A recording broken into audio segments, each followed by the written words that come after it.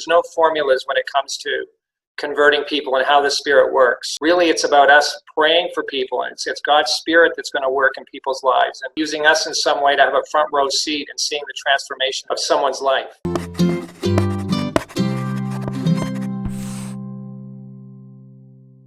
All right, question number 2. What are some ways we can connect with other couples spiritually and show them the gospel in a natural way? I would say this. I think first and foremost, like it goes back to the scripture that talks about pray for the harvest. So I think for the longest, I didn't realize, probably because of the pandemic as well, but I didn't realize that we were not invested or involved like in the loss like that, specifically married couples. And obviously because of the pandemic, it's not like we could go out there in the public and share our faith and stuff like that. But one of the biggest things I just started doing, and I mean, obviously it's not a coincidence or anything like that, but I just started praying. I'm like, God, just show Liz and I that person or that couple that you want us to be invested in their lives. And it's so funny because I had to work that. Yeah, I think I had to work that day. That Saturday with your coworkers. Anyways, I had to work that day, and I was extremely tired. I was just like tired. Oh, yeah. And Liz, she called me. She was like, "Hey, Rob, I know that I was gonna hang out with my coworker, but her husband, he came out too." And I was like, "Yeah." Yeah, if I could just cut in to give you some context of like how amazing Rob was in that moment. So I had a play date set up with my coworker. She has a toddler, same age as ours. And I went and met her at the park. And as I'm walking up to them at the park, her husband is there. And Rob had like spent the morning helping a brother move and and was like super tired, laid out on the couch. And I called him and I was like, Rob, drop what you're doing. Come to the park right now. Like, her husband is here. I didn't know her husband was coming. I don't want to be like, I mean, I'm sure they wouldn't have cared if it was just me, but I'm like, drop what you're doing and come to the park right now. And he was like sprawled out on the couch and was like, I don't want to come. And I'm like, please. And he like dropped what he was doing and came to the park, and we got to build with them. But yeah. And it's been great because like so we got up with them again this past Saturday, right? Sunday. This past Sunday.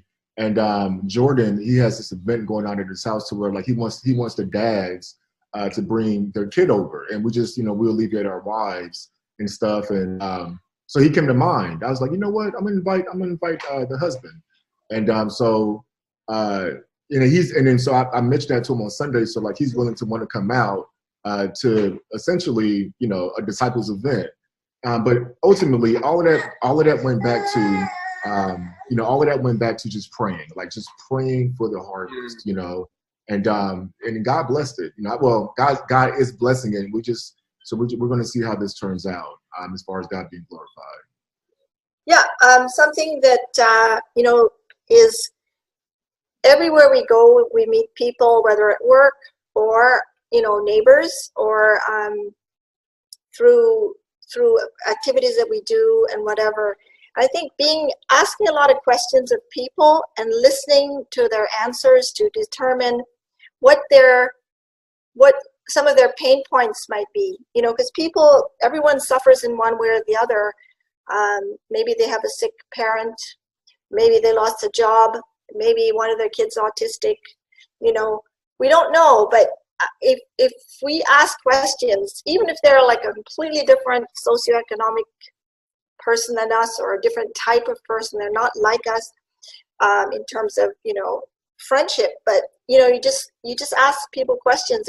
Over time you can hear what some of their needs are, and then to remember that, and somehow to let them know that you care and that you maybe try to help them in some way.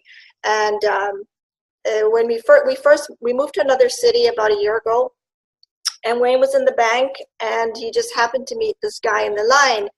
Now, our son had known him in the past, and so there was a vague connection. But anyway, they started talking, then they met up for coffee, and then he began to open up about his marriage. And, and then over time he said, well, we happen to have a marriage enrichment Zoom call, something like this, actually. In fact, it was very much like this. And so, he got his wife to come, and they participated. And he said, I'm going to have you guys over for dinner, and then we'll do the Zoom call. And the wife, most of the time, she was in the kitchen because she was sort of nervous about it all. But that was based on listening to the need.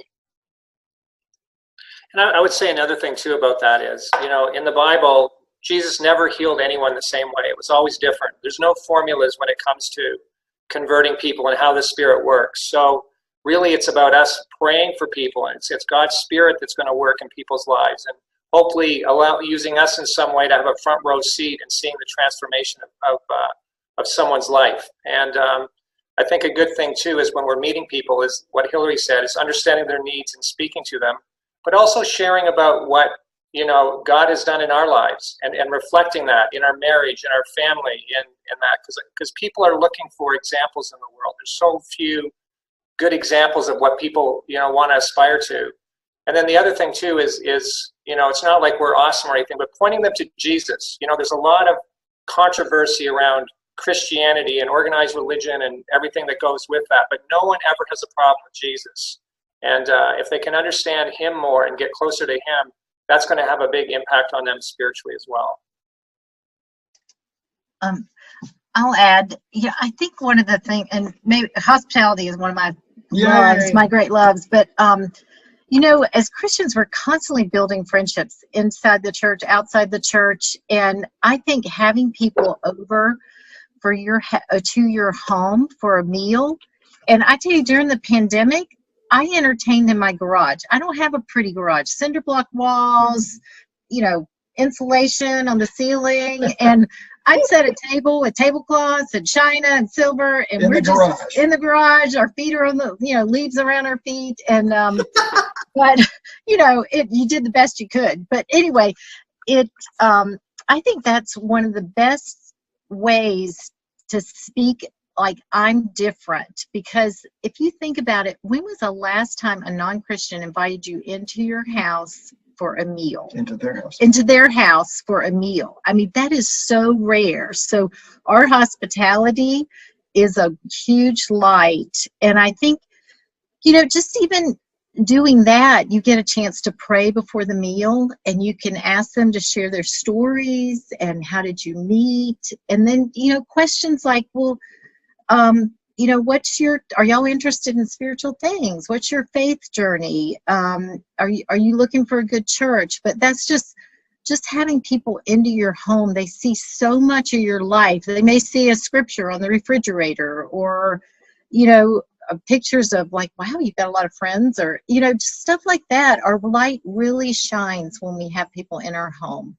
So. And by the way, this is a way that you never did as singles or campus students, right? Now that you're new marrieds, right? Yeah. It's a new habit to learn. It's a new way of interacting with people. And you can I remember one of the first times we had someone over, and we were new married, and as I was going to the table, I tripped, and the whole casserole went on the floor, had curry in it, stained the carpet. We just laughed, and I pulled something out of the refrigerator. It doesn't have to be perfect. You just, even if you have them over for subs and sandwiches, the hospitality is what matters. Yeah. And getting great talk time, the four of you in the couple.